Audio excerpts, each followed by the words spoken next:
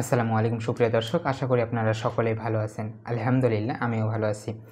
আজকে আপনাদের সঙ্গে নিয়ে এসেছি আবারও একটি হৃদয় বিদারক ঘটনা। ছেলে মোহাম্মদ নয়ন ব্যাপারী সে নিজের পরিবারের হাল ধরার জন্য, নিজের পরিবারকে সাজানোর জন্য, নিজে স্টেবল হওয়ার জন্য সে বিদেশে পাড়ি জমিয়েছিল। সে যেতে চেয়েছিল ইতালিতে, কিন্তু ভাগ্যের নির্মম পরিহাসে লিবিয়ার সেই গেমঘর বা যেখানে আটক করা হয় একটি মাফিয়ার চক্রে পড়ে এবং চক্রে পড়ে তার জীবন সেখানেই শেষ হয়।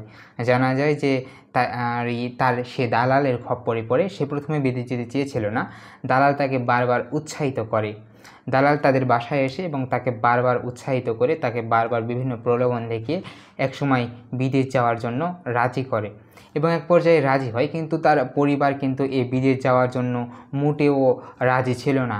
কিন্তু সেই ছেলে মোহাম্মদ নয়ন ব্যাপারী সে পরিবারের কথা অমান্য করে, সে পরিবারকে প্রত্যাখ্যান করে সে বিদেশ চলে যায় এবং যেতে প্রায় 14 লক্ষ টাকার মতো তার খরচ হয়।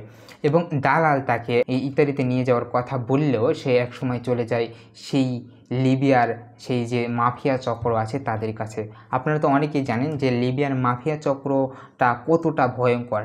তারা মানুষকে ধরে মানুষকে নির্যাতন করে সেটারই ভিডিও করে সরাসরি ভিডিও কলে তার পরিবার কাছে পাঠানো হয় এবং তাদের পরিবার কাছ থেকে বিশাল পরিমাণে একটি অর্থ দাবি করা হয়। এটাই মূলত তাদের লক্ষ্য। ঠিক তেমনই করা হয়েছিল এই নয়ন ব্যাপারীর সাথে। নয়ন ব্যাপারীকে সে যখন ওই দালাল চক্রের খপ্পরে পড়ে তখন তাকে ধরে বাঁধা হয় এবং মারপিট করা হয় এবং সেটারই একটি ভিডিও ধারণ করে তার পরিবারের কাছে পাঠানো হয় এবং পরিবারের কাছ থেকে যখন একটি বিপুল পরিমাণে অর্থ দাবি করা হয় তখন পরিবারটি নিরুপায় হয়ে সেই দালালকে অর্থাৎ সেই মাফিয়া চক্রদেরকে অর্থ দিতে বাধ্য হয়।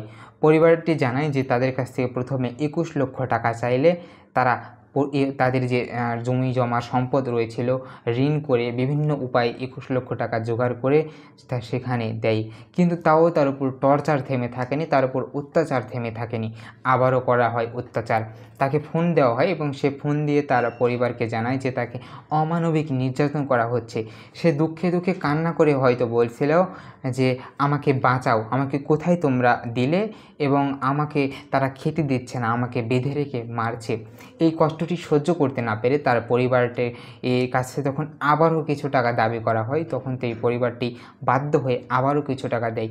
এভাবে টাকা দিতে দিতে লক্ষ লক্ষ টাকা দিতে দিতে প্রায় 71 লক্ষ টাকা দিয়ে ফেলে সেই পরিবারটি এবং 71 লক্ষ টাকা দিতে গিয়ে তাদের সম্পদ সহায় যা ছিল সব কিছু একদম হারিয়ে ফেলে নিঃস্ব হয়ে যায়।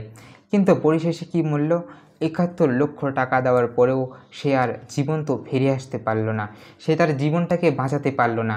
ফিরে আসলো তার মরদেহ, তাও একটি কফিনে করে। হ্যাঁ প্রিয় দর্শক, এই দৃশ্যটি দেখে পরিবার যেমন একদম নিস্তব্ধতা হয়ে গেছে। তাদের 71 লক্ষ টাকা তো হারালোই, সাথে তাদের যে প্রাণপ্রিয় ছেলে রয়েছে তাকেও হারালো। পরিবারটি এখন সম্পূর্ণ পথের ফকির বলতে পারেন।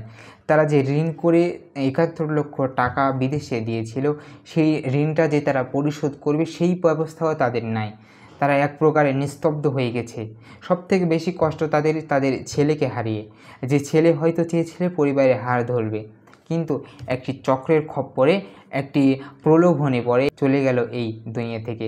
প্রিয় দর্শক, যারা বিদেশে যায়, যারা ভালো জায়গায় যেতে পারে তাদের ভাগ্য হয়তো খুবই ভালো, মাসে লক্ষ লক্ষ টাকা ইনকাম করতে পারে। কিন্তু যারা একবার এই মাফিয়া চক্রদের হাতে পড়বে, এই দালালদের প্রলোভনে পড়ে মাফিয়া চক্রদের খপ্পরে পড়বে, তাদের জীবন যে কতটা বেদনাদায়ক এবং লক্ষ লক্ষ কোটি কোটি টাকা খরচ করার পরেও সে হয়তো আর জীবন্ত দেশে নাও ফিরতে পারে। তাই সুপ্রিয় দর্শক, বিদেশে যাওয়ার ক্ষেত্রে আপনারা সকলেই সতর্ক থাকবেন, সাবধান থাকবেন, দেখে শুনে যাবেন, আপনার জীবনকে সুন্দর করবেন। প্রিয় দর্শক, আজকে এই পর্যন্তই। দেখা হবে আপনাদের সাথে আরও একটি নতুন ভিডিওতে, আরও একটি নতুন তথ্য নিয়ে। ততক্ষণ পর্যন্ত ভালো এবং সুস্থ থাকবেন। আজকে এখানেই বিদায় নিচ্ছি।